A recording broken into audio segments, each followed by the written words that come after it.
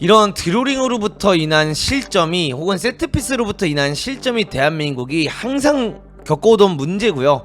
이런 문제들이 고쳐지지 않았던 게 굉장히 오래됐습니다. 그래서 이 부분은 다음 감독이 누군가 온다면 진짜 이 세트피스 때 수비하는 것부터 좀 명확하게 우리가 가져가야 될 필요가 있지 않을까. 이런 드로링으로부터 인한 실점이 혹은 세트피스로부터 인한 실점이 대한민국이 항상 겪어오던 문제고요. 이런 문제들이 고쳐지지 않았던 게 굉장히 오래됐습니다. 그래서 이 부분은 다음 감독이 누군가 온다면 진짜 이 세트피스 때 수비하는 것부터 좀 명확하게 우리가 가져가야 될 필요가 있지 않을까.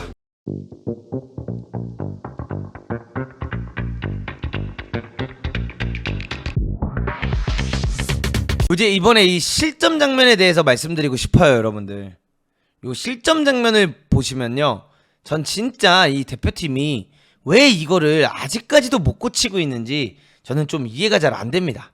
지금 봐보세요. 우리나라 선수들이 이렇게 3명이 있고요. 이 상대편 윙어가 1명이 있습니다. 도대체 이거를 서령우가 왜 안 잡고 있는지 저는 이해가 안 가요. 이거 진짜 이해가 안 가요. 그러면서 태국이 공간에다 패스를 하게 됐고요. 요거를 뛰어들어가면서 받다 보니까 얼떨결 드로링 부카요 사카 느낌이 나게 됐죠. 그러면서 서령우 선수가 이 선수를 완벽하게 놓치게 되었고, 여기서 뛰어들어가는 선수를 김진수 선수가 따라갈 수밖에 없다 보니까 스루 패스가 이어지는 장면이 나왔습니다. 근데 요 장면이 나와도 김영권 선수의 위치도 솔직히 이건 좀 아쉬워요. 김영권 선수가 이걸 나올 게 아니라 김영권 선수는 김진수랑 김민재랑 애초에 같은 라인 선상에 있으면서 이 10번이 뛰어들어가는 거를 김영권이 제대로 된 자리에 있었으면 김영권 선수가 요거를 막아주는 플레이를 해줄 수 있었던 장면이거든요.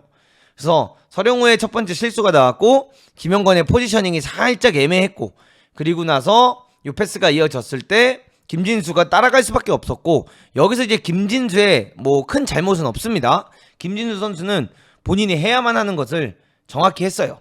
그리고 나서 패스가 이렇게 이제 가운데로 논스톱으로 넘어가는 장면이 나오면서 한국 선수 4명이 요 선수 1명에 이제 끌려갔던 장면이 나왔고, 요 반대 전환에 이어서 어떤 장면이 나오냐, 쭉 반대편에서 오버래핑 나온 선수를 손흥민 선수가 이제 잡아주지 못하면서 쭉 뛰어들어오는 장면에서 결국에는 슈팅이 나오는 장면이 나왔고요. 태국이 조금 운이 좋았던 것 중 하나는 사실 슈팅이었는데 슈팅이 빗맞으면서 요 공간에 떨어지게 되었고, 세컨볼을 잘 슛으로 들어갔던 선수가 결국에는 득점을 했던 장면이다. 그래서 요 장면을 보면서 막 태국이 실질적으로 요 장면에서는 어쨌든 간에 골을 잘 만들어냈죠. 허나 이 장면 가지고 뭐 태국이 우리나라랑 1대1로 비겼다라고 해서 이날 경기력에서 뭐 태국이 막 잘했고 태국이 우리랑 막 대등한 실력을 보여줄 수 있을 만큼 엄청나게 좋은 전술을 보여줬던 경기는 저는 아니었다라고 생각을 합니다. 그냥 참 운이 많이 따라줬던 경기였다. 전 요게 맞는 편인 것 같아요, 태국 입장에서는.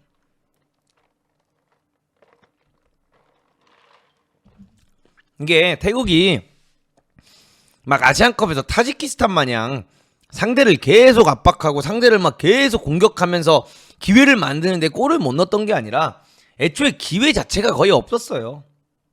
기회 자체가 거의 없었고 진짜 우리의 실수, 말도 안 되는 실수들로 인하여서 이 선수들이 냄새를 맡을 수 있었던 거지, 이들이 엄청 잘해서 냄새를 맡았던 장면들은 아닙니다.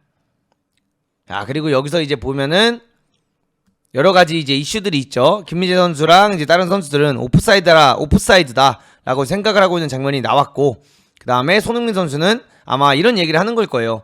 도대체 저기서 드로링에서 이게 도대체 어떻게 풀려나오냐, 저기서 저 드로링에서 여기까지 이 사태가 오는 게 맞냐라고 아마 손흥민 선수는 표현을 하고 있는 것 같아 보입니다. 그리고 나서 이제 김민재 선수도 뭐 사실 뭐 할 말이 없는 거죠. 본인 쪽에서 어쨌든 간에 그쪽 서령우랑 김민재 쪽에서 너무나도 쉽게 풀려나왔던 장면이니까. 근데 제가 여러분들에게 항상 하는 말이 있잖아요, 여러분들. 김민재 선수가 대표팀에서 포백 체제에서 좋은 활약을 거의 못해요. 다들 아시겠지만 이날 경기에서도 우리가 원래 아는 김민재, 와 김민재 죽여준다 진짜, 막 나폴리 때 김민재, 미넨 때 김민재 보면 막 압박 나가가지고 공 뺏고 뒷커버 나오면 뒤에 미친듯이 따라 들어가면서 막 수비해주고 장면 막 그런 거 보면서 우리가 와 김민재 진짜 최고의 수비수다 이런 이야기를 많이 하는데, 대표팀에서는 진짜 김민재의 매력이 크게 안 느껴지고 있어요, 현재. 왜냐, 김민재가 관여를 하기 전에 벌써 플레이들이 끝나져 있어요.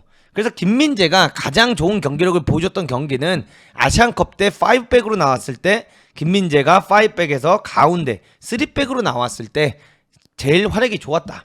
그렇기 때문에 저는 김민재 선수가 진짜 대표팀에서 더 유용하게 쓰이기 위해서는 우리나라가 5백 체제를 쓰는 감독이 와서 김민재를 중앙에 놓고 앞에를 보기보단 김민재가 이런 디커버를 보는 역할을 맡기는 역할을 해야 될 거다. 이렇게 이제 말씀을 드리고 싶고, 그게 아니라 우리나라가 계속해서 포백 체제를 유지하면서 포백으로 축구를 할 거다라고 하면은 차라리 한 칸 앞에 세워서 수비형 미드필더로 김민재를 세워서 애초에 센터백한테까지 가지 않게끔 보호해주는 역할을 김민재한테 시키면 앞으로 무드로 나가면서 다 딸 거예요. 그래서 우리나라에서 차라리 누군가에게 11명 중 1명에게 프리롤을 줘야 된다면 저는 그게 김민재여야 된다라고 생각을 합니다.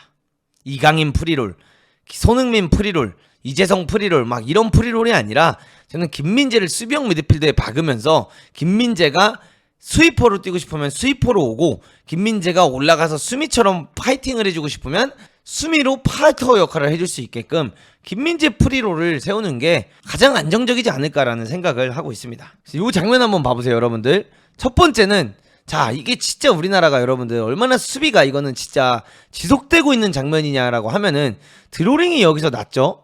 근데 전방 압박을 하겠다고 백승호는 붙어 있었던 거예요. 이게 지금 보면 왜 우리가 압박을 해야 되니까 황인범, 백승호는 맨투맨을 하나씩 잡겠다라는 거죠. 김진수 한 명 잡았죠. 서령우는 아예 안 잡고 있죠. 그리고 여기서도 좀 아쉬운 건 김민재랑 김영건이 이렇게 있는데 이 선수가 드로링이 긴지 안 긴지 뭐 분석이 된 걸 수도 있겠지만 이 선수가 드로링이 길다면 지금 우리나라 선수들의 위치도 굉장히 잘못된 겁니다. 그래서 애초에 이 드로링 장면 때부터 굉장히 안 좋았어요, 형태가. 그리고 나서 결국 너무나도 쉽게 이제 드리블해서 들어오는 장면이 나오죠. 요렇게 드리블해서 나온 장면 나오면서 아무도 이제 커팅을 못하는 장면이 나올 수밖에 없었고, 김건건 선수는 노우맨슬랜드에 있으면서 이 선수가 뛰는 걸 사실상 확인 못했죠. 그러면서 김진수가 이걸 잘 따라갔습니다. 근데 여기서 이제 아쉬웠던 것도 다음 장면에서 아쉬웠던 거는 요 장면이죠.